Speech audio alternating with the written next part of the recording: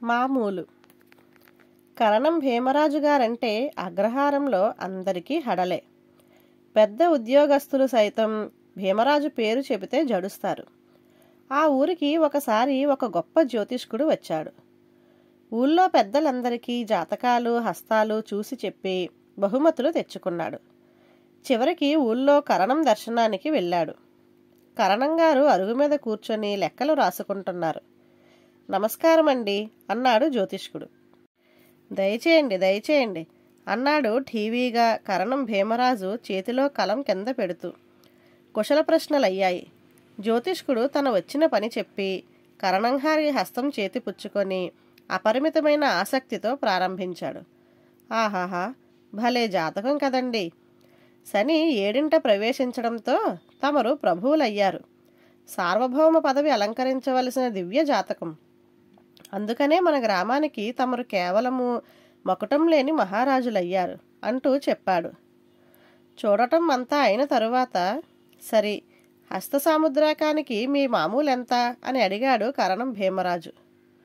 దానికేముందండి, ఎవరి సంతోషం కొద్దీ వారు ఇస్తారు. లేని వాళ్ళు కూడా 4 రూపాయలు తక్కువ లేకుండా ఇచ్చారు. ధర్మప్రభువులు, గ్రామానికి మహారాజులు, తమ దగ్గర బేరాలేమిటి అన్నాడు జ్యోతిష్కుడు. మరి మునసీబు గారు, పెద్ద దొర పుల్లయ్య గారు, చిన్నపరాజు గారు, పెద్ద పెద్దలంతా ఉన్నారు కదా, వాళ్ళనందరినీ చూడలేకపోయారు అన్నాడు భీమరాజు. క్షమించాలి, ముందుగా వారిని చూసుకునే వచ్చానండి. వచ్చే దారిలోనే కదా అని అన్నాడు జ్యోతిష్కుడు. మరైతే వసూలు ఏమాత్రం అని మళ్ళీ ప్రశ్నించాడు కరణం. అయ్యా, నెల 15 రోజుల నుంచి ఈ అగ్రహారం చుట్టుపక్కలే సంచారం చేస్తున్నాను. నిజానికి ఈ గ్రామాలన్నీ లక్ష్మికి నివాసాలే. అందులోనూ మన గ్రామంలో ఆదరణ మరీ ఎక్కువ. విద్యలు పోషించే మహాదాతలంతా ఇక్కడనే ఉన్నారాయే అన్నాడు జ్యోతిష్కుడు. అదేనయ్యా, నీకు 10 రాళ్ళు దొరికినవి అంటే మాకదే సంతోషం. మా గ్రామానికి ఎవరైనా మీ వంటి విద్వాంసులు వచ్చారంటే ప్రోత్సాహం ఇవ్వాలి కదా అన్నాడు కరణం. పొంగిపోయాడు జ్యోతిష్కుడు. దాపరికం ఎందుకు బాబు, సుమారు 200 వసూలు అయ్యుంటుందండి అని చెప్పాడు.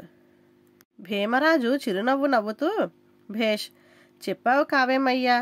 అటైతే మీరు చెప్పిన మొత్తం మీద రూపాయికి 5 దమ్మిడీలు చొప్పున వచ్చే 5 రూపాయల పావలా కరణం మామూలు కింద జమ కట్టండి. మామూలు కట్టాలన్నది చిన్నపిల్లవాడికి కూడా తెలుసునే. ఇందులో మీ మామూలు 4 రూపాయలు మినహాయించుకొని తక్కిన రూపాయి పావలా కట్టేయండి, తీరిపోతుంది అన్నాడు. బిత్తరపోయాడు జ్యోతిష్కుడు. కరణంబాబు దగ్గర ఉంటే ఇంకా ఏం ప్రమాదమోనని హడలుతూ అతను రూపాయి పావలా వెంటనే కట్టేసి కిక్కురు మనకుండా అక్కడి నుండి వెళ్ళిపోయాడు. ధన్యవాదాలు.